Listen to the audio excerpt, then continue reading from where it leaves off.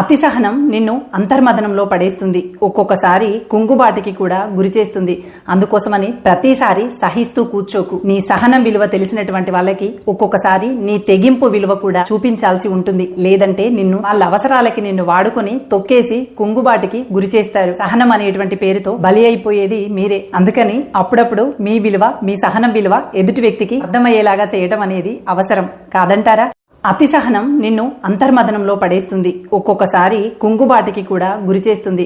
అందుకోసమని ప్రతిసారి సహిస్తూ కూర్చోకు. నీ సహనం విలువ తెలిసినటువంటి వాళ్ళకి ఒక్కొక్కసారి నీ తెగింపు విలువ కూడా చూపించాల్సి ఉంటుంది. లేదంటే వాళ్ళ అవసరాలకి నిన్ను వాడుకొని తొక్కేసి కుంగుబాటికి గురి చేస్తారు. సహనం అనేటువంటి పేరుతో బలి అయిపోయేది మీరే. అందుకని అప్పుడప్పుడు మీ విలువ, మీ సహనం విలువ ఎదుటి వ్యక్తికి అర్థమయ్యేలాగా చేయటం అనేది అవసరం కాదంటారా? అతి సహనం నిన్ను అంతర్మదనంలో పడేస్తుంది. ఒక్కొక్కసారి కుంగుబాటికి కూడా గురి చేస్తుంది.